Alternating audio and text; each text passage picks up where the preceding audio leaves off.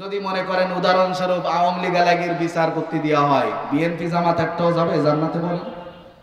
যদি অন্য দলের কাছে দেওয়া হয় তো বিরোধী দল যাবে না। কিয়ামতের ময়দানে সমস্ত বিচারের প্রধান বিচারক থাকবে রব্বুল ইজ্জাতুল জালাল। সেদিন ছোট হোক বড় হোক, অন্যায়কারী যারা যে অবস্থায় রয়েছে, বিচার না করে একজনকেও ছাড় দেওয়া হবে না, ঠিক কিনা বলেন? বাংলাদেশের সংসদ থেকে যদি এমন সৎ কাজের আদেশ আর অসৎ কাজের নিষেধ হয়, আমার মনে হয় বাংলাদেশের এই প্রত্যন্ত অঞ্চল পর্যন্ত কোরআনের আওয়াজ পৌঁছাইতে সেকেন্ডও দেরি লাগবে না, ঠিক কিনা বলেন? সংসদ থেকে যদি ঘোষণা আসে আগামী কালকের থেকে ফজরের নামাজে উপস্থিত যে হবে না, তার 3 দিন জেল। أما بعد فقد قال الله تعالى في كلامه المجيد وفرقانه الحميد أعوذ بالله من الشيطان الرجيم بسم الله الرحمن الرحيم وعد الله الذين آمنوا منكم وعملوا الصالحات ليستخلفنهم في الأرض كما استخلف الذين من قبلهم وليمكنن لهم دينهم الذي ارتضى لهم وليبدلنهم من بعد خوفهم أمنا وقال رسول الله صلى الله عليه وسلم لا يؤمن أحدكم حتى أكون أحب إليه من والده وولده والناس أجمعين إلى آخر الحديث أو كما قال عليه الصلاة والسلام الحمد لله নপাড়া জুট মিলস গেট জামে মসজিদ ও মশরহাটি গ্রামবাসীর উদ্যোগে একদিন ব্যাপী ঐতিহাসিক তাফসীরুল কোরআন মাহফিল। আজকের মাহফিলের প্রধান মেহমান আন্তর্জাতিক খ্যাতি সম্পন্ন মুফাসসির কোরআন কারি মাওলানা আব্দুল্লাহ আল আমিন ঢাকা এবং দ্বিতীয় বক্তা হযরত মাওলানা হারুন আর রশিদ আশরাফি সহ স্টেজ প্যান্ডেল এবং বিভিন্ন জায়গায় অবস্থানরত এই জাতির শ্রেষ্ঠ সন্তান উলামা ইকরাম। আজকের প্রধান অতিথি হিসেবে জনাব ইঞ্জিনিয়ার টিএস আইয়ুব অল্প সময়ের ভিতরে ইনশাআল্লাহ এনারা উপস্থিত হয়ে যাবেন। সর্বপ্রথম আমরা ওই মালিকের শানে শুকরিয়া আদায় করি যে আল্লাহ পাক রব্বুল আলামিন আমাদের দুনিয়ার দুনিয়াবি কাজকে ফেলে রেখে আলহামদুলিল্লাহ দরুদ প্রেরণ করি বিশ্ব মানবতা মুক্তির দূত তাজদার মদিনা মাহবুবে কিবরিয়া জেগার গোসায় আমেনা নবী আরবি নবী মুহাম্মদুর রাসূলুল্লাহ সকলে বলি সাল্লাল্লাহু আলাইহি সাল্লাম হেদায়েত কামনা করি। যাদের অক্লান্ত পরিশ্রম, যাদের অর্থ মেধার বিনিময়ে আল্লাহ পাক রব্বুল আলামিন এই সুন্দর মজমা কায়েম করার তৌফিক দিয়েছেন, আল্লাহ তাদের উত্তম হেদায়েত দান করুক, সকলে বলেন আমিন। আমার ভাই ও বাবাজিরা, এত সুন্দর আয়োজন দিনের জন্য আজকের এই সময় যদি কোরআনের তাফসীর মাহফিল না হয়ে দুনিয়ার অন্য যে কোনো অশ্লীল অনৈতিক অন্য কোনো মজমা হতো, আমার মনে হয় এই প্যান্ডেলে কাজ হতো না, আরো বড় প্যান্ডেলের প্রয়োজন হতো। কোরআনের আওয়াজ শুনে যারা মুখ ফিরিয়ে নেয়, সূরা মুদ্দাসসিরের 49 নম্বর আয়াতের ভিতরে আল্লাহ পাক রব্বুল আলামিন বলেন ফামা লাহুম আনিত তাযকিরাতি মুরিজিন কাআন্নাহুম হুমুরুম মুস্তানফিরা।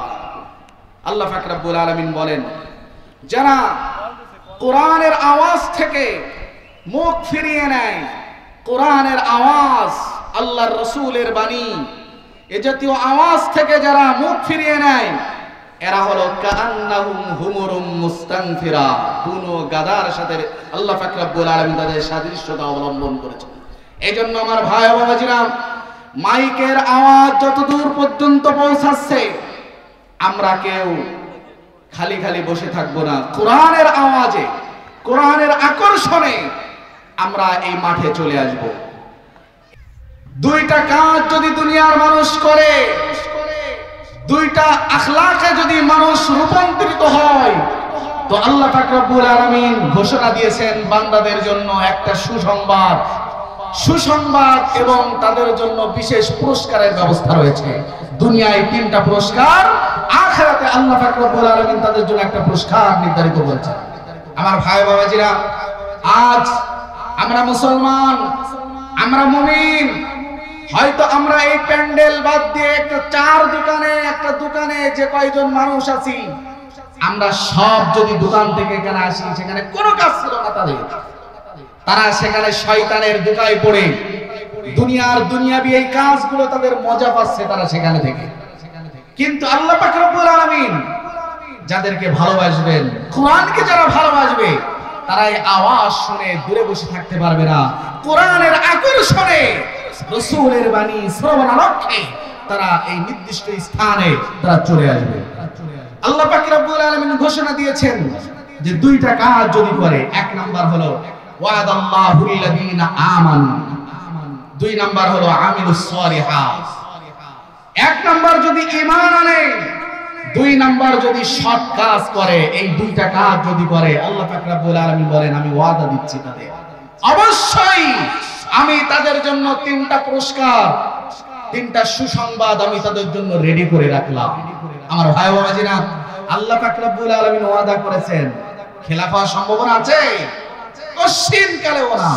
কারণ আসমানের মালিক তিনি, এই জমিনের মালিক যিনি, আমাকে যিনি সৃষ্টি করেছেন, সব কিছু সৃষ্টিকর্তা যে আল্লাহ, তিনি ওয়াদা দিয়েছেন খেলাফ হওয়ার কোনো সুযোগ নয়। 1 নাম্বার হলো ওয়াদাল্লাহুল লাযীনা আমানু, আল্লাহ ওয়াদা দিয়েছেন যারা ঈমান আনে। ঈমানের বহিঃপ্রকাশ হিসাবে এই যে শাবান মাস আসছে, রমজান, এই রমজান মাসের রোজা, একজন ঈমানদারের ঈমানদারিত্বের ভাব প্রকাশ পায় রমজান মাসের রোজার মাধ্যমে। তার কারণ এই পৃথিবীর যত ধরনের ইবাদত আছে, সব ইবাদতগুলো মানুষ দেখানোর জন্য করতে পারে, রোজা কিন্তু মানুষ দেখানোর জন্য রাখে না, ঠিক না বলেন? মানুষ দেখানোর জন্য নামাজ পড়তে পারে, মানুষ দেখানোর জন্য দান খয়রাত করতে পারে, মানুষ দেখানোর জন্য হজ করতে পারে, কিন্তু মানুষ দেখানোর জন্য কোন মানুষ কিন্তু আজ পর্যন্ত কেউ না খেয়ে থাকে না। কেন? সে যে গোপনে থাকে, এক ঘরের ভিতরে আছে। এই ময়দানে বসার বাইরের থেকে আওয়াজ শোনা অনেক পার্থক্য। কেননা যেখানে কোরআন হাদিসের আলোচনা হয়, মাজতামা কওমুন ফি বাইতিন মিন বুয়ুতিল্লাহ ইয়াতলুনা কিতাবাল্লাহি ওয়া ইয়াতাদারাসুনাহু ইল্লা নাযালাত আলাইহিমুস সাকিনা ওয়া গাশিয়াতহুমুর রাহমা ওয়া হাফফাতুহুমুল মালায়েকা ওয়া যাকারাহুল্লাহু ফি মান ইনদা। যেখানে কোরআন হাদিসের আলোচনা হয়, চতুর্পাশে ফেরেশতারা, একজন ফেরেশতার ঘাড়ের পরে আরেকজন ফেরেশতা, তার ঘাড়ে আরেকজন ফেরেশতা, এভাবে আরশে আজিম পর্যন্ত পুরো মজমাটাকে বেষ্টন করে রাখে এবং আসমান থেকে আল্লাহর রহমত সেখানে নাজিল হয়। সুবহানাল্লাহ। যে কথা আমি বলছিলাম, একটা ঘরের ভিতরে একটা ঘরের দরজা বন্ধ, জানালা বন্ধ, ফ্রিজ ভরা খাবার, হরেক রকম পানীয়, কোনো কিছুর অভাব নাই। এরপরেও যে রোজা আছে, তাকে 1000 বার চেষ্টা করে হলেও এক ঢোক পানি কিন্তু কোন রোজাদার ওই পানি পান করবে না, ঠিক না বলেন? তার কারণ সে রোজা রাখছে একমাত্র আল্লাহর জন্য, আর এটা হয়েছে তার ঈমানের জন্য। ওয়াদাল্লাহুল লাযীনা আমানু, যারা ঈমান আনে, যারা এক আল্লাহয় বিশ্বাসী, জানে আরশে আজিমের মালিক আল্লাহ আমাকে দেখছেন, আরশে আজিমের মালিক আমাকে দেখছেন। এই যে করে তার দ্বারাই চুরি হয় না, ডাকাতি হবে না, সন্ত্রাসী হবে না, তার দ্বারা অন্যায় কাজ সংগঠিত হওয়া সম্ভব। তার কারণ সে জানে আল্লাহ আমাকে দেখছেন। 30 তলা বিল্ডিং হোক, 100 তলা বিল্ডিং হোক, আরশে আজিমের মালিক আজ এই মাঠে খোলা আসমানের নিচে যেভাবে আমরা বসে আছি, আমার আল্লাহ যেভাবে দেখছেন, বিল্ডিং এর ঘরের ভিতরে ওইভাবে আমার আল্লাহ আমাকে দেখেন।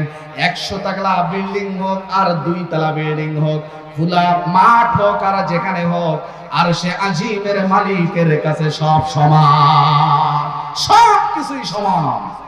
একেবারে সমুদ্রের অতল গভীরে, একেবারে সমুদ্রের অতল গভীরে নিচ দিয়ে ছোট্ট একটা মাছের চলাচল, বনের ভিতরে অন্ধকার রজনীতে ছোট্ট কালো পিপিলিকার চলাচল, সব আমার রবের কাছে স্পষ্ট, সব কিছু তিনি বুঝতে পারেন। ভাই বাবাজিরা, সুতরাং আজ আমরা এই যে জমিনে আছি, আমরা যে এখানে বসে আছি, কয়জন বসলাম, কি জন্য বসলাম আল্লাহ জানে না? আল্লাহ সব জানেন। ইয়াউমাইদিন তুহাদ্দিসু আখবারাহা, সেদিন এই জমিন সাক্ষী দিবে। এই জমিন বলবে যে আমার এই জমিনে বসে সে কোরআনের আওয়াজ শুনেছে, কোরআন শুনেছে। এই জমিন সাক্ষী দিবে আমাদের পক্ষে বা বিপক্ষে। 4টি জিনিস সাক্ষ্য দেবে আমার পক্ষে বা বিপক্ষে, তার মধ্যে একটা হলো এই জমিন। এই জমিন সেদিন বলবে ইয়াউমাইদিন তুহাদ্দিসু আখবারাহা, সেদিন জমিন বলবে ও আল্লাহ, দুপুরের রোদ্রে খাওয়া না খাওয়া অবস্থায় মাঠে বসে বসে, খোলা আসমানের নিচে বসে নিজের আমৃত্যুটাকে বিলীন করে দিয়ে তুমি আল্লাহর সন্তুষ্ট অর্জন করার জন্য, কোরআন হাদিসের আলোচনা শোনার জন্য অধীর আগ্রহে যারা বসেছিল, ও আল্লাহ ওদেরকে জান্নাতে না নেওয়া পর্যন্ত আমি তো থামবো না। আর যারা এই জমিনের সামান্য ক্ষমতা পেয়ে, জমিনের সামান্য কিছু পাওয়ার পেয়ে অন্যায় অবিচার করার জন্য ব্যস্ত হয়ে যায়, তাদের বিপক্ষে এই জমিন সাক্ষী দেবে। ঠিক কিনা বলেন? আমার ভাই বাবা ছিল, আমার পক্ষে বিপক্ষে সাক্ষী দিবে।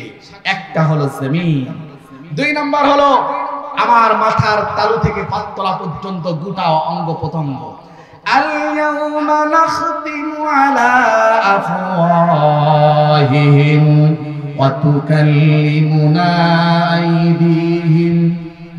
এভাবে আল্লাহ পাক রব্বুল আলামিন কোরআনে কারীমের ভিতরে বলেছেন যে মুখের পরে মোহর মেরে দেওয়া হবে, হাতের জবান খুলে যাবে, পায়ের জবান খুলে দিবেন, সমস্ত অঙ্গ পতঙ্গের জবান খুলে দিবেন। দুনিয়ায় কেউ দেখে নাই, গোপনে হাত দিয়ে যে কাজ করেছে, হাত তার জবান খুলে যাবে, সব কিছু বলতে থাকবে। কানের জবান খুলে যাবে, মস্তিষ্কের জবান খুলে যাবে, পায়ের জবান খুলে যাবে, যা যা করেছে স্পষ্ট ভাবে সব কিছু বলতে থাকবে। এই দুনিয়ায় নিজের মুখ দিয়ে যা আমরা বলি, আল ইয়াউমা নাখতিমু আলা আফওয়াহিহিম, মুখে মোহর মেরে দিয়ে সব কিছুর মুখকে খুলে দেওয়া হবে। আর আমরা যারা আজকে এই মুহূর্তে এই 13 তারিখ দুপুর বেলায় আমরা যারা এখানে নিজের কান আর মস্তিষ্ক আর চোখ দিয়ে কোরআনের আওয়াজ যেটা আমরা শুনছি, দেখছি এবং কোরআনের পথে ব্যয় করছি, আমার আপনার পক্ষে, কোরআনের পক্ষে কাজগুলো করার কারণে আমাদের মুক্তির জন্য আমাদের হাত পা অঙ্গগুলো সাক্ষী দেবে। বলেন ঠিক না? যারা হাত দিয়ে অন্যায় করে, পা দিয়ে অন্যায় করে, চোখ দিয়ে অন্যায় করে, সব অঙ্গ প্রত্যঙ্গগুলো আমার পক্ষে বা বিপক্ষে সাক্ষী উপস্থাপন করবে। আমার ভাই বাবাজিরা, কাল কিয়ামতের কঠিন আদালতে বিচারের সময় 4টি জিনিস আমার পক্ষে বা বিপক্ষে অবস্থান নিবে। হয় পক্ষে সাক্ষী দিবে অথবা বিপক্ষে সাক্ষী দিবে। তার এক নাম্বার বললাম ইয়াউমা ইদিন তুহাদ্দিসু আখবারাহা, সেদিন এই জমিন আমার পক্ষে বা বিপক্ষে সাক্ষী দিবে। দুই নাম্বার হলো আমার অঙ্গ প্রত্যঙ্গ, আমার মাথার তালু থেকে পাতলা পর্যন্ত মুখে মোহর মেরে দিয়ে সব অঙ্গ প্রত্যঙ্গগুলোর মুখকে খুলে দেওয়া হবে, তারা আস্তে আস্তে সব কিছু বলা শুরু করে দিবে। তারপরে তিন নাম্বার হলো কিরামান কাতিবিনা ইয়ালামুনা মা তাফআলুন, আমাদের কাঁধে যে সম্মানিত ফেরেশতাগণ আছেন, আমাদের দুই কাঁধে যে ফেরেশতারা আছেন, আমি ভালো কাজ করেছি নাকি খারাপ কাজ করেছি, এই কাজগুলো যা আমরা করেছি এগুলো সব লিপিবদ্ধ হচ্ছে। কালকে আমাদের কঠিন আদালতে বিচারের সময় একটা জিনিসও অস্বীকার করার মতো ক্ষমতা কারো থাকবে না, ঠিক না বলেন? এক সময় মানুষের বাড়িতে লেখা থাকতো কুকুর হইতে সাবধান, ঠিক না বলেন? লেখা থাকতো না? আর এখন লেখা থাকে কি? এই বাড়িটি সিসি ক্যামেরা দ্বারা নিয়ন্ত্রিত, লেখা থাকে না সিসি ক্যামেরা। আজকের এই মাহফিল ভিডিও হবে, আগামীকাল যদি আপনি বলেন যে আমি এই মাহফিলে উপস্থিত ছিলাম না, আর এই দুনিয়ার ক্যামেরায় যদি তখন বাইর করা হয় আপনি উপস্থিত ছিলেন নাকি ছিলেন না, ক্যামেরার মাধ্যমে স্পষ্ট হয়ে যাবে। দুনিয়ার সামান্য মেধা, এই মস্তিষ্কের কারণে, মানুষের এই মস্তিষ্কের দ্বারা আবিষ্কৃত ক্যামেরার মাধ্যমে আপনি এই 13 তারিখ দুপুর বেলা এই মাঠে উপস্থিত হয়েছেন নাকি হননি, এটা যদি প্রমাণ করা যায় তাহলে আল্লাহর আরশে আজিমের ক্যামেরা দ্বারা কোন সময় কোন জায়গায় কি করেছেন সব স্পষ্ট ভাবে আল্লাহর খাতায় লিপিবদ্ধ হয়ে যাবে ভিডিও আকারে, ঠিক কিনা বলেন? কিরামান কাতিবিন ইয়ালামুনা মা তাফআলুন, এই কিরামান কাতিবিন সম্মানিত ফেরেশতাগণ সব কিছু লিপিবদ্ধ করবেন। কোন এক জায়গা এক কুমিল্লার ওই দিকের এক পীর দেখলাম একটা এই কিরামান কাতিবিনের একটা গজল গাছ, বলছে কিরামান কাতিবিন রোজ হাসরের দিন আল্লাহর দরবারে যদি করে অভিযোগ, আমি বলবো দুনিয়ায় ছিলাম খাজা বাবার লোক। নাউজুবিল্লাহ বলবেন। কিরামান কাতিবিন যদি কিয়ামতের ময়দানে বলে তা আমি বলবো আমি দুনিয়ায় খাজা বাবার লোক ছিলাম। খাজা বাবার লোক থাকলে পার পাওয়া যাবে? কার লোক থাকতে হবে? মুহাম্মাদের সৈনিক, ঠিক কিনা বলেন?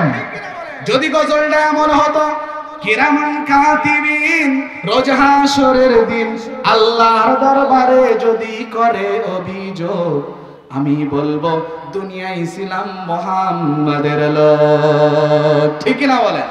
কাল কিয়ামতের ময়দানে মুহাম্মাদের উম্মত হয়ে তার অনুসারী ছাড়া অন্য কোন পরিচয় দিয়ে এক পা অগ্রসর করার মতো কোনো ক্ষমতা থাকবে না, ঠিক কিনা বলেন? সুতরাং আমরা যাই করি না কেন, যেখানে যে অবস্থায় যা করব সব আমাদের কাদের সম্মানিত ফেরেশতাগণ কিরামান কাতিবিন ইয়ালামুনা মা তাফআলুন স্পষ্ট ভাবে ভিডিও করে আমাদের সামনে সেদিন ওপেন করে দেওয়া হবে, বলা হবে অমুক জায়গায় এই করেছো, অমুক জায়গায় এই করেছো। সেদিন মিথ্যার আশ্রয় নিয়ে এক পা অগ্রসর করার মতো ক্ষমতা দুনিয়ায় কারো থাকবে না সেদিন। যাই হোক, আমি বলছিলাম যে 4টি জিনিস আমার পক্ষে বা বিপক্ষে সাক্ষী দিবে। 1 নাম্বার হলো জমিন, 2 নাম্বার হলো আমাদের অঙ্গ প্রত্যঙ্গ, 3 নাম্বার হলো সম্মানিত ফেরেশতাগণ যারা আমাদের কাঁধে আছেন, আমাদের সব থেকে নিকটবর্তী আছেন, যারা সব স্পষ্ট ভাবে ভিডিও করে রাখছেন। আর 4 নাম্বার হলো ওয়াউযিয়াল কিতাবু ফাতারাল মুজরিমিনা মুশফিকিনা মিম্মা ফীহি ওয়া ইয়াকুলুনা ইয়া ওয়াইলাতানা মা লিহাদাল কিতাব লা ইউগাদিরু সগীরাতান ওয়ালা কাবীরাতান ইল্লা আহসাহা। সেদিন আমলনামা সামনে দিয়ে দেওয়া হবে, দিয়ে বলা হবে ইকরা কিতাবাক কাফা বিনাফসিকাল ইয়াউমা আলাইকা হাসিবা। কি করেছো সব আমলনামায় পড়ো, জীবনে যা করেছো আমলনামায় সব কিছু লিপিবদ্ধ থাকবে। হয় কারোর ডান হাতে আমলনামা দেওয়া হবে, নাই বাম হাতে দেওয়া হবে। ডান হাতে যাদের আমলনামা দেওয়া হবে সামনের পরে দেওয়া হবে, বাম হাতে যাদের আমলনামা দেওয়া হবে নিজের সিনাখানিকে ফেলে হাত সিনার ভিতর দিয়ে ঢুকিয়ে দিয়ে পিছন দিকে তাদেরকে আমলনামা দেওয়া হবে। সেদিন কাফেররা, মুশরিকরা, মুনাফিকরা সেদিন বলবে যে আল্লাহ আমাদের আমলনামা তো পিছনে, পড়বো কিভাবে? মুখ যদি সামনে থাকে, বই যদি পিছনে থাকে, পড়া যায়? পড়া যায় না। আল্লাহ পাক রব্বুল আলামিন ফেরেশতাদেরকে বলবেন ওর মাথা কানিকে ঘুরিয়ে দাও। মাথা তখন ঘুরিয়ে দেওয়া হবে। এই আমলনামা এত কঠিন থাকবে সেদিন, আফসোস করে বলবে ইয়া ওয়াইলানা মা লিহাযাল কিতাব লা ইগাদিরু সগীরাতান ওয়ালা কাবীরাতান ইল্লা আহসাহা। আল্লাহ কি আমলনামা, ছোট একটা কাজ করেছিলাম গোপনে, কেউ জানে না, সেটাও উপস্থিত রয়েছে।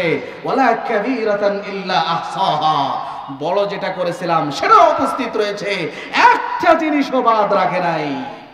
আমার ভাই বাবাজিরা, এই দুনিয়ায় আমরা যত গোপনে এবং প্রকাশ্যে যত বড় অন্যায় কাজ যা আমরা করি না কেন, রব্বে ইজ্জত ওয়াল জালালের বিশেষ ক্যামেরার মাধ্যমে, ফেরেশতাদের মাধ্যমে, বাহিনীর মাধ্যমে একেবারে দিবালোকের ন্যায় সব কিছু স্পষ্ট হয়ে যাবে। আর আমরা যদি মনে করি কোনো বিচার হবে না, এর মতো ভুয়া কাজ কিন্তু আর হবে না। ঠিক কিনা বলেন? বিচার হবে একদিন। দুনিয়ায় তাই কেউ কারো ছাড়ে না, ঠিক কিনা বলেন?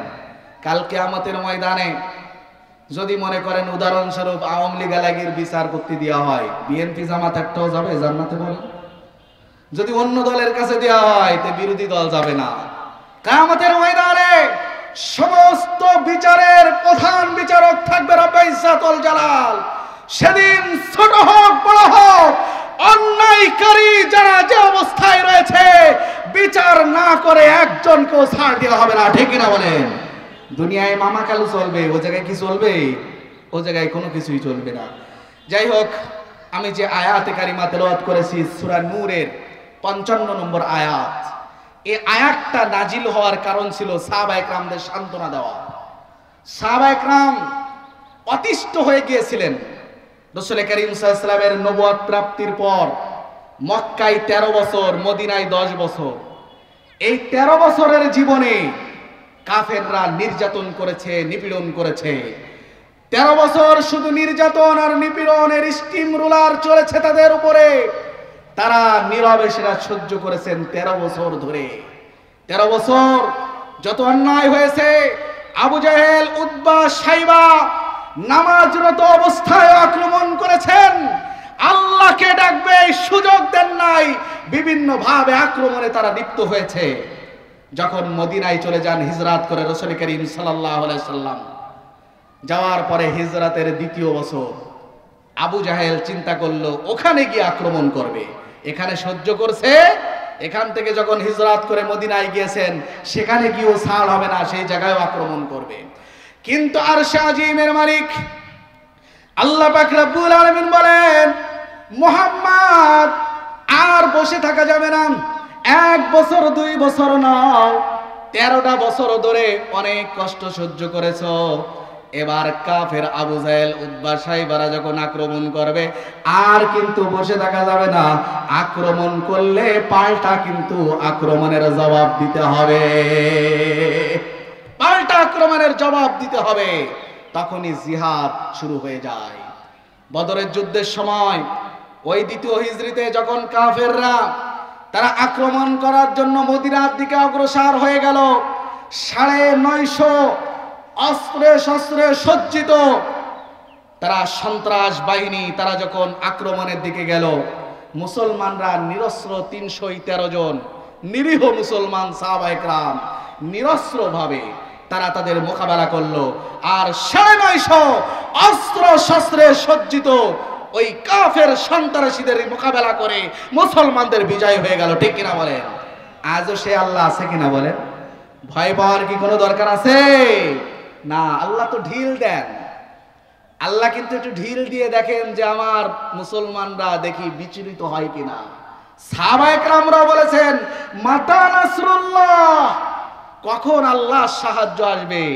আল্লাহ বলেছেন আলা ইন্না নাসরাল্লাহি করিব, নিশ্চয় আল্লাহর সাহায্য বড় নিকটে। আল্লাহ পাক রব্বুল আলামিন বলেন ইন্না রাব্বাকা লাবিল মিরসাদ, হে আমার বান্দা যারা রয়েছে তোমরা ভয় পেও না, চিন্তা করো না, তোমার রব মিরসদে থেকে সব দেখছেন, স্পষ্ট ভাবে তোমার রবের কাছে সব কিছু দেখছেন। মিরসদ কি জিনিস? আপনি এখান থেকে বসে একটা পাখি শিকার করবেন, পাখিটা হলো শিকার, আপনি হলো শিকারী। শিকারী ওই শিকারটা কিন্তু দেখতে পায়, কিন্তু শিকার কিন্তু শিকারীকে দেখতে পায় না, ঠিক কি না? যদি ওই পাখিটা শিকারীকে দেখে, ও কি ওখানে বসবে না চলে যাবে? চলে যাবে না। ইন্না রাব্বাকা লাবিল মিরসাদ, তোমার রব মিরসাদে আছেন, তার মানে হলো তোমার রব এমন এক স্থানে আছেন যে স্থানে তুমি তোমার রবকে দেখতে পাবে না, কিন্তু তোমার রব তোমাকে স্পষ্ট ভাবে দেখতে পাবে, ঠিক না বলেন? কাগজ কাট कर गुड़ी बना कर छोड़ दे आसमान में, कागज कट कर गुड़ी बना कर छोड़ दे आसमान में, गुड़ी बेचारी क्या करेगी रस्सी मेरा हाथ में। এই দুনিয়ায় যারা গুড়ি উড়ায়, এই গুড়িটা যখন আসমানে উড়িয়ে দিয়ে আকাশে উড়িয়ে দেওয়া হয়, উপরে গুড়ি হেলে আর দলে নাচে, আর রশি যার কাছে থাকে সে বলে তুমি যেদিকে নড়ো আর যা করো সন্ধ্যা বেলায় তোমার ঠিকই আমার কাছে আসা লাগবে। আসমানের মালিকের হাতে কিন্তু আমার রশিটাও কিন্তু আসমানের মালিকের কাছে। আমি যাই করি না কেন, চুরি করুক আর ডাকাতি করুক, বদমাইশি আর সন্ত্রাসী যাই করুক না কেন, আমার আল্লাহ বলেন তোমাকে কিন্তু আমি ঢিল দিচ্ছি। কাউকে ঢিল দেওয়া হবে 5 বছর, কাউকে ঢিল দেওয়া হবে আবার 16 বছর বা 17 বছর। নির্দিষ্ট একটা সময় পৌঁছানোর পরে কাউকে একটা মিনিটেরও সুযোগ দেওয়া হবে না, ঠিক না বলেন? আমি মুখ দিয়ে বিভিন্ন কথা বলতে পারবো, কিন্তু আরশে আজিমের মালিক, আমার সিদ্ধান্তটা তার হাতে। কখন কি ঘটবে স্পষ্ট ভাবে আল্লাহ পাক রব্বুল আলামিন সব কিছু প্রকাশ করে দিবেন। আল্লাহ বলেন ইন্না রাব্বাকা লাবিল মিরসাদ, নিশ্চয়ই তোমার রব মিরসাদে আছেন, এমন স্থানে আছেন যে স্থান থেকে তুমি তোমার রবকে দেখতে পাবে না। এই দুনিয়ার চোখ দিয়ে রবকে দেখা যায় না। মুসা আলাইহিস সালাম বলেছিলেন না যে আল্লাহ আমি আপনাকে দেখতে চাই। আল্লাহ কি বলেছেন? লান তারানি ওয়ালাকিন ইনজুর ইলাল জাবাল ফাইন ইসতাকাররা মাকানাহু ফাসাউফা তারানি। কি বলেছিলেন? আল্লাহ বলেছিলেন আমাকে দেখা যায় না, ওয়ালাকিন ইনজুর ইলাল জাবাল ফাইন ইসতাকাররা মাকানাহু ফাসাউফা তারানি। অমুক পাহাড়ের দিকে তুমি তাকাও, ওই পাহাড় যদি স্থির থাকে তো আমাকে দেখতে পাবে, ওই পাহাড় যদি স্থির না থাকে আমাকে দেখা যাবে না। মুসা আলাইহিস সালাম কি দেখতে পেরেছিলেন? না, তুর পর্বত কিন্তু পুড়ে কয়লা হয়ে গিয়েছিল। কিন্তু আমার নবী মেরাজের রজনীতে আমার নবী আল্লাহ পাক রব্বুল আলামিনের সাথে সাক্ষাৎ করেছেন। ওয়ান নাজমি ইযা হাওয়া মা যাল্লা সাহিবুকুম ওয়া মা গাওয়া ওয়া মা ইয়ানতিকু আনিল হাওয়া ইন হুয়া ইল্লা ওয়াহয়ুন ইউহা। আমার আল্লাহ পাক রব্বুল আলামিন মেরাজে আল্লাহ পাক রব্বুল আলামিন সরাসরি আল্লাহ পাক রব্বুল আলামিনের দিদার হয়েছে, কথা বলেছেন। কিন্তু মুসা আলাইহিস সালাম বলেছিলেন আল্লাহ আমি আপনাকে দেখতে চাই। বলেছিলেন লান তারানি, আমাকে দেখা যাবে না, ওয়ালাকিন ইনজুর ইলাল জাবাল ফাইন ইসতাকাররা মাকানাহু ফাসাউফা তারানি।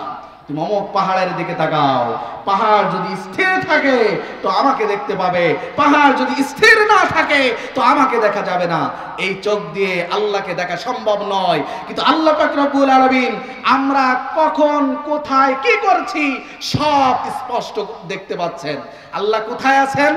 ওয়ানাহানু আকরাবু ইলাইহি মিন হাবলিল ওয়ারিদ। আমার আল্লাহ আমার শারগের থেকেও নিকটে আছেন। আমার সারাগের থেকেও আমার আল্লাহ আমার কাছে আছেন, কখন কি করছি সব স্পষ্টভাবে আমার আল্লাহ দেখছেন সব কিছু। যাই হোক আমার ভাই বাবাজিরা, এই সূরা নূরের 55 নম্বর আয়াত আল্লাহ পাক রব্বুল আলামিন সাহাবায়ে কেরামের মনের বাসনাকে সান্ত্বনা দেওয়ার জন্য, মনের কথাকে, প্রশ্নকে সান্ত্বনা দেওয়ার জন্য আয়াত নাজিল করেছিলেন। সাহাবায়ে কেরাম 13 বছর নির্যাতিত হয়েছেন, মক্কায় 13 বছর কষ্ট সহ্য করার পরে যখন মদিনায় 10 বছর থেকেছেন, মদিনায় যাওয়ার পরে কাফের আবু জাহেল, উতবা, সাইবাই, কাফেরের গোষ্ঠীরা তারা যখন আক্রমণ করার চেষ্টা করেছে, আল্লাহ বলেছেন যে আর এবার সহ্য নয়, এবার অন্যায়ের প্রতিবাদ হবে, মোকাবেলা হবে। এই মোকাবেলা আবার 10 বছর চলেছে। সাহাবায়ে কেরামের মনের ভিতরে প্রশ্ন আসছে, ইয়া রাসূলুল্লাহ, মক্কায় 13 বছর কষ্ট সহ্য করলাম, কষ্টে কষ্টে সময় গিয়েছে, আবার মদিনায় আসলাম, সেখানেও আবার অন্যায়ের প্রতিবাদ হচ্ছে, সেখানেও জিহাদ করতে হচ্ছে, তাহলে আমাদের কি কোনো শান্তি হবে না? আমাদের কি সারা জীবন এই জিহাদ করেই যেতে হবে? আমাদের কি কোনোদিন শান্তি ফিরবে না? এই প্রশ্ন রাসূল করিম সাল্লাল্লাহু আলাইহি ওয়াসাল্লামের সাহাবাদের মনের ভিতরে আসলো। তার সান্ত্বনার জন্য এই আয়াত নাজিল হয়। আল্লাহর কাছে যারা প্রিয় হয়, যারা যত প্রিয় তাদের দুনিয়ার কষ্ট তত বেশি, ঠিক না? আমরা যদি কষ্টে থাকি, মনে করতে হবে প্রতিটা কষ্টের পিছনে আমার আল্লাহর বিশেষ এক ভালোবাসা আর দয়া আছে, ঠিক না বলেন? আইয়ুব আলাইহিস সালাম মাথার তালু থেকে পাতলা পর্যন্ত গোটা বডিটা যখন পচে গিয়েছিল, জিহ্বার কাছে গিয়ে পোকা যখন কামড়াতে শুরু করলো, জিবরিল আমিন আলাইহিস সালাম সালাম দিলেন, আইয়ুব আলাইহিস সালাম সালামের উত্তর দিতে পারলেন না। জিবরিল আমিন আলাইহিস সালাম মনে করলেন আইয়ুব মনে হয় অসন্তুষ্ট হয়েছে। বললেন যে হে আল্লাহর নবী আইয়ুব, আমি কি তোমার ব্যাপারে আল্লাহর কাছে একটু সুপারিশ করব নাকি? আইয়ুব আলাইহিস সালাম বলেছেন, না, যে আল্লাহ আমার এতদিন সুস্থ রেখেছিলেন, এখন সে আল্লাহ অসুস্থ রেখেছেন। আমার আল্লাহ আমার যে অবস্থায় রাখেন ওই অবস্থায় আলহামদুলিল্লাহ। আমি সালামের জবাব এই জন্য দেই নাই, ওই সময় আমার জিহ্বা একটা পোকা কামড়াচ্ছিল, খাচ্ছিল। আমি যদি সালামের উত্তর দিতাম, পোকাটা হয়তো সরে যেত, গোশত খাইতে পারত না। ওই পোকাটা যখন সরে গেছে তখন আমি আমার সালামের উত্তর দিয়েছি। আমি পোকার খাদ্য হওয়ার কারণে আমি ওই সময় সালামের উত্তর দিতে পারি না। সুবহানাল্লাহ বলুন না। আর আমরা কি বলি? একটু জ্বর হইলে বলি এই এলাকায় আল্লাহ কারো খুঁজে পাইনি, আমারে ধরেছিস, বলি না? বলেন, আল্লাহ মোটে লোক খুঁজে পায় না। যত রোগ ব্যাধি, অবিচার, অন্যায় সব আমার উপরে। আল্লাহ যাকে ভালোবাসেন তাকেই রোগ ব্যাধি দেন, ঠিক না বলেন? ওই আল্লাহই রোগ দিবেন, আল্লাহই মুক্তি দিবেন। ইব্রাহিম আলাইহিস সালামকে নমরুদ যখন আগুনের ভিতরে ফেললো, জিবরিল আমিন আলাইহিস সালাম বলেছিলেন যে হে ইব্রাহিম, তোমার ব্যাপারে কি আমি একটু সুপারিশ করব আল্লাহর কাছে?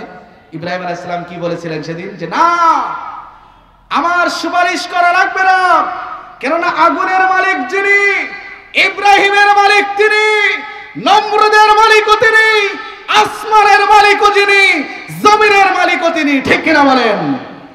তখন আল্লাহ পাক রব্বুল আলামিন বলেছিলেন, ইয়া নারু কুনি বারদান ওয়া সালামান আলা ইব্রাহিম। আমরা সে আল্লাহর বান্দা, ঠিক কিনা বলেন? আজও সে আল্লাহ আছে নাকি? আল্লাহর কি একটু বয়স বেশি হয়ে গেছে? নাউজুবিল্লাহ। না, আমার আল্লাহ সেদিনও যেমন ছিলেন এদিনও তেমন। ইব্রাহিমের মতো ঈমান থাকলে আগুন ফুল বাগিচা আমাদেরও হবে। ইউনূস আলাইহিস সালামের মতো ঈমান থাকলে মাছের পেটে আমাদের আশ্রয়স্থল হবে। সুতরাং আমার ভাই বাবাজিরা, আমাদের ঈমানও তেমন দরকার, ঠিক কিনা? সাহাবায়ে কেরাম মনের ভিতরে কষ্ট চাপা রেখেছিলেন। আল্লাহ পাক রব্বুল আলামিন ঘোষণা দিলেন যে হে আমার দোস্তের উম্মতেরা, এ মুহাম্মাদের উম্মতেরা, ওয়াদাল্লাহুল্লাযীনা আমানু ওয়া আমিলুস সালিহাত, আমি আল্লাহ ওয়াদা করে দিলাম যারা ঈমান আনবে, সৎ কাজ করবে, তাদের জন্য আমি 3টা পুরস্কার দুনিয়ায় রেখে দিলাম। টেনশন করার কোনো কারণ নাই, 3টা পুরস্কার আমি রেখে দিলাম। 1 নাম্বার হলো ঈমান আনা, 2 নাম্বার হলো সৎ কাজ করা, সৎ কাজ, ভালো কাজ করা।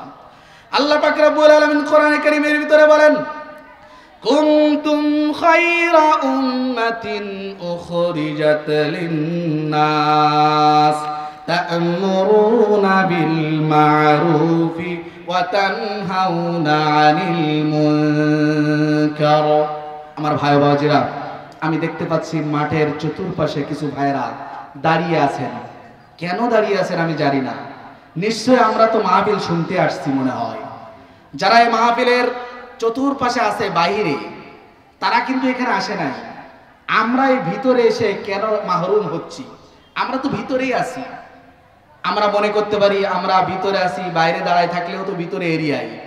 কিন্তু আমরা এই মজমাকে সুন্দর করার জন্য, কোরআন ও হাদিসের আলোচনা শোনার জন্য সামনে যদি এভাবে মিলে মিলে বসে যাই, চতুর্পাশে ফেরেশতাদের বেষ্টনীর মাধ্যমে, ফেরেশতাদের মাধ্যমে আল্লাহ পাক রব্বুল আলামিন বিশেষ রহমত ও বরকত এই স্থানে নাজিল করবেন। ঠিক কিনা বলেন? আমার ভাই বাবাজিরা অনেকে আশা করেছে আসার জন্য, কিন্তু আসতে পারছে না। বিভিন্ন জায়গায় তারা ঘোরাফেরা করছে, কিন্তু আমরা যারা আছি, আমরা এই রহমত থেকে যেন বঞ্চিত না হই, মাহরুম না হই, আমরা সকলে নির্দিষ্ট স্থানে বসার চেষ্টা করি। আমি কোরআনে যে আয়াতে কারিমা পড়লাম, ওয়ামিলুস সালিহাত, সৎ কাজ করা। আল্লাহ কোরআনে বলেছেন, কুনতুম খায়রা উম্মাতিন উখরিজাত লিন-নাস তা'মুরুনা বিল মা'রুফ ওয়া তানহাউনা আনিল মুনকার। তোমরাই সর্বশ্রেষ্ঠ জাত। কেন? কেননা তোমরা তা'মুরুনা বিল মা'রুফ, তোমরা সৎ কাজের আদেশ দেবে, ওয়া তানহাউনা আনিল মুনকার, অসৎ কাজ থেকে বাধা দিবে। এই সৎ কাজের আদেশ, অসৎ কাজের নিষেধ, এইটা যদি শুধু এই মাহফিলের প্যান্ডেল বাদে, মসজিদের মেম্বার বাদে, এলাকা ভিত্তিক দাওয়াতি ময়দান বাদে, বাংলাদেশের সংসদ থেকে যদি এমন সৎ কাজের আদেশ আর অসৎ কাজের নিষেধ হয়, আমার মনে হয় বাংলাদেশের এই প্রত্যন্ত অঞ্চল পর্যন্ত কোরআনের আওয়াজ পৌঁছাইতে সেকেন্ডও দেরি লাগবে না। ঠিক কিনা বলেন? তার কারণ আমি এই মজমা থেকে নামাজ পড়া বলবে, এরপরের বক্তাও বলবে, প্রতিদিন কোন না কোন স্থানে নামাজের কথা বলা হবে। কেউ মানতেও পারে, নাও পারে, কিন্তু সংসদ থেকে যদি ঘোষণা আসে আগামী কালকের থেকে ফজরের নামাজে উপস্থিত যে হবে না, তার 3 দিন জেল। আমার বলেন, এখন জুমার দিন যেমন লোক হয়, তার থেকে বেশি হবে না ফজরের নামাজে? বলেন, তাহলে জায়গা মতো পরিবর্তন করতে হবে। ঠিক কিনা বলেন? এই জন্য আমরা চাই আগামীর বাংলাদেশ হবে কোরআনের বাংলাদেশ। ঠিক কিনা বলেন? আগামীর বাংলাদেশ হবে ইসলামের বাংলাদেশ। আল্লাহ কবুল করে নিক, বলেন আমিন। আমার ভাই বাবাজিরা, এই ওয়ামিলুস সালিহাত, সৎ কাজের আদেশ, অসৎ কাজের নিষেধ, এটা যদি একেবারে সংসদ থেকে হয়, একেবারে বাংলাদেশের গুরুত্বপূর্ণ স্থান থেকে যদি হয়, তাহলে সেটাই হবে সব থেকে বেশি কার্যকর, সেটাই হবে সব থেকে বেশি শ্রেষ্ঠতম কাজ। আল্লাহ পাক রব্বুল আলামিন এই উম্মতের পথ প্রদর্শক হিসেবে, যে গাইডলাইন হিসেবে যে কোরআন দিয়েছেন, সেই কোরআনের ভিতরে ঘোষণা দিয়েছেন, কুনতুম খায়রা উম্মাতিন, তোমরাই শ্রেষ্ঠ জাত, তোমরাই শ্রেষ্ঠ উম্মত। কেন? তোমরা তা'মুরুনা বিল মা'রুফ ওয়া তানহাউনা আনিল মুনকার, তোমরা সৎ কাজের আদেশ করবে আর অসৎ কাজের তোমরা বাধা দেবে। এটা তোমাদের দায়িত্ব। এই জন্যই তোমরা শ্রেষ্ঠ, সব থেকে শ্রেষ্ঠ। আমার ভাই বাবাজিরা, রাসূল করিম সাল্লাল্লাহু আলাইহি ওয়াসাল্লাম বলেন, মান কানা মিনকুম মুনকারান ফালইয়ুগাইরহু বিয়াদিহি فإن لم يستطع فبلسانه فإن لم يستطع فبقلبه وذلك أضعف الإيمان। রাসূল করিম সাল্লাল্লাহু আলাইহি ওয়াসাল্লাম বলেন, তোমরা যখন নিষিদ্ধ কোনো কাজ দেখবে, তোমাদের ওয়াইদু লাহুম মাস্তাতাতুম মিন কুওয়া, তোমাদের যার যেভাবে শক্তি আছে, পুলিশ, সেনাবাহিনী তাদের শক্তি অস্ত্র, আমাদের শক্তি যারা বয়ান বক্তৃতায় জবান, যাদের যেভাবে শক্তি, যার কাছে যে হাতিয়ার আছে, এই শক্তি অনুযায়ী তোমরা প্রয়োগ করো, ঝাঁপাই পড়ো। মান কানা মিনকুম মুনকারান ফালইগাইরহু বিয়াদি। এটা দুনিয়ায় কোনো মানুষের কথা, সাধারণ মানুষের কথা নয়, বানানো কথা নয়। আমার নবী কি বলেছেন? রাসূল করিম সাল্লাল্লাহু আলাইহি ওয়াসাল্লাম বলেছেন যে আমি যে কথাগুলো বলি এগুলো আমার বানানো কথা নয়। ইন হুয়া ইল্লা ওয়াহয়ু ইউহা। আমি নবী যে কথাগুলো বলি এই কথাগুলো আমার মানব রচিত কথা নয়, আমার বানানো কথা নয়। আমি নবী আল্লাহর পাঠানো কথা ছাড়া একটা কথা যদি আল্লাহর নামে চালিয়ে দিতে চেষ্টা করি, আমার টুটিখানাকে ছিঁড়ে নিবে আল্লাহ। আমার কোনো কথা আমি নিজের থেকে বলবো না। ইন হুয়া ইল্লা ওয়াহয়ু ইউহা। আমাকে যে ওহী পাঠানো হবে, আমার কাছে যে কথা বলা হবে সেটাই আমি পৌঁছিয়ে দেব। আমার ভাই বাবাজিরা, মান কানা মিনকুম মুনকারান ফালইগাইরহু বিয়াদি। অন্যায় কাজ যখন আমরা দেখব তো প্রথমে আমাদের শক্তি থাকলে হাত দিয়ে বাধা দেব। যে কাজ তুমি করতে পারবে না, বাধা হয়ে দাঁড়াবো। বাধা হয়ে দাঁড়ানোর জন্য অনেক বড় জনগোষ্ঠী লাগে না, বাধা হয়ে দাঁড়ানোর জন্য অনেক মানুষ লাগে না। বাংলাদেশে প্রায় 91% বা 91.5% মুসলিম কান্ট্রিতে অমুসলিমদের নির্যাতন মুসলমানদের অনেক সময় সহ্য করতে হয়, ঠিক না বলেন? আমার ভাই বাবাজিরা, আমরা মুসলমান হয়েও কিছুই করতে পারি না। আমরা মুসলমান হয়েও অনেক সময় অমুসলিমের ভাবমূর্তি নিয়ে আমাদের থাকতে হয়। রাসূল সাল্লাল্লাহু আলাইহি ওয়াসাল্লাম স্পষ্ট বলেছেন, মান কানা মিনকুম মুনকারান ফালইগাইরহু বিয়াদি। অন্যায় কাজ দেখলে সর্বপ্রথম তোমার সাধ্য অনুযায়ী হাত দিয়ে তাদেরকে প্রতিবাদ করে দেওয়ার চেষ্টা করো। যদি এটা সম্ভব না হয় তাহলে কি করবে? তাহলে ফাইল্লাম ইয়াস্তাতি ফাবিলিসানি। জবান দিয়ে, যেখানে মাইক পাইবে, মাইক ছাড়া হোক যাই হোক, তোমার জবানের শক্তি অনুযায়ী তুমি তাদেরকে প্রতিবাদ করার, তাদেরকে বাঁচিয়ে রাখার তুমি চেষ্টা করো। এটা তোমার দায়িত্ব। 3 নম্বর হলো, এটাও যদি সম্ভব না হয়, ফাইল্লাম ইয়াস্তাতি ফাবিকলবি। আপনার হাতের শক্তি নাই, অস্ত্রের শক্তি নাই, আপনার জবান দিয়েও বলার কোনো ক্ষমতা নাই।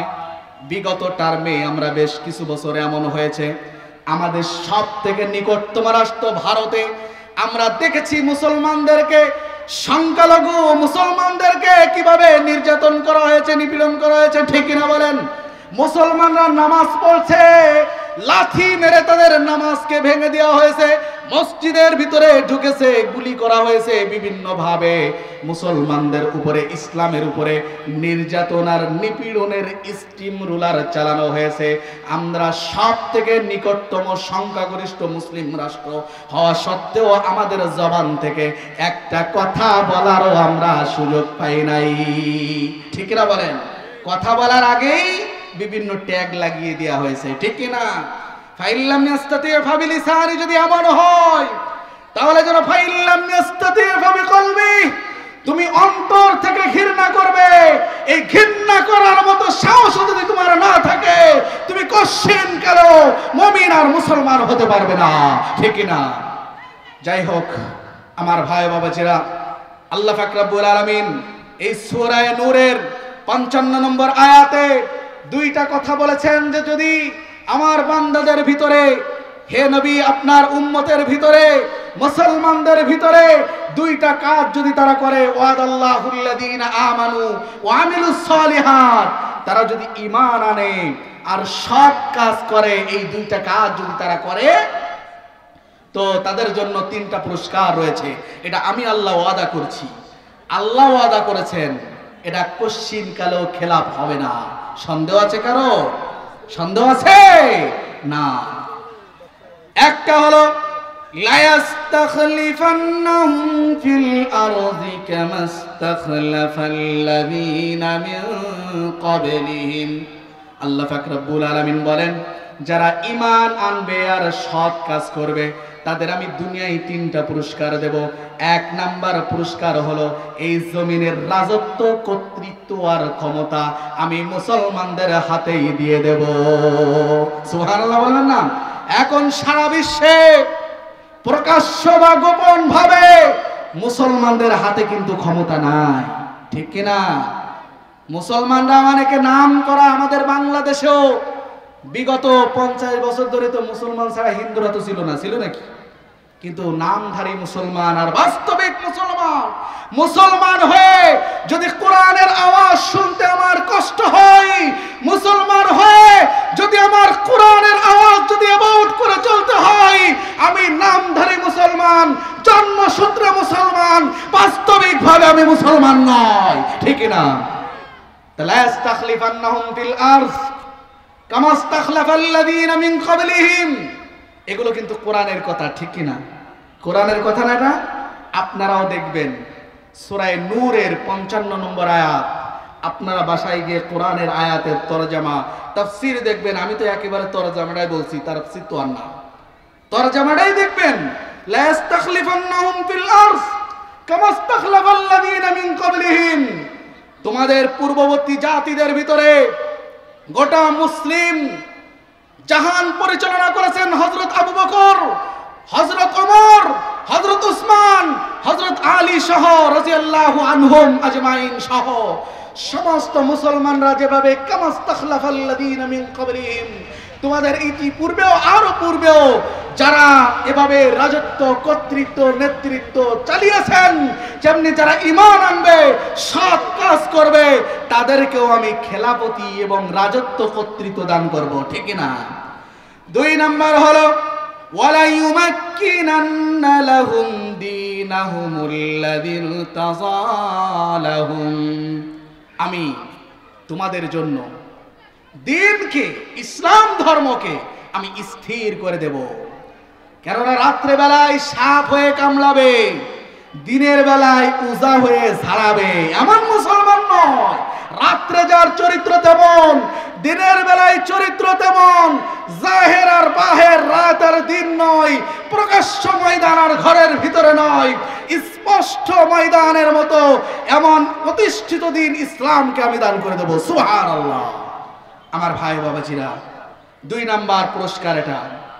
3 নাম্বার হলো মূল যে শানে নুজুল আয়াতটা নাজিল হওয়ার কারণ বলেছিলাম, সাহাবাদের সান্ত্বনার বাণী, ওয়ালা ইউবাদদিলান্নাহুম মিন বাদি খাউফিহিম আমনা, ওয়ালা ইউবাদদিলান্নাহুম মিন বাদি খাউফিহিম আমনা, তোমাদের যে এই কষ্টের কথা বলছো, মক্কায় 13 বছর, মদিনায় 10 বছর, এই কষ্টের পরে শান্তি দেওয়ার জন্য আমি ওয়াদা করছি, আমি আল্লাহ। ঈমান আনো, সৎ কাজ করো, তোমাদের নিরাপত্তার শান্তি দেওয়ার জন্য আমি আল্লাহ বদ্ধপরিকর ওয়াদা করলাম, ঠিক কি না?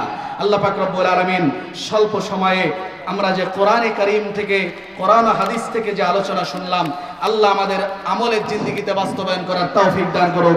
সকলে বলেন আমিন। ওয়া আখিরু দাওয়ানা আলহামদুলিল্লাহি রাব্বিল আলামিন। আসসালামু আলাইকুম ওয়া রাহমাতুল্লাহ।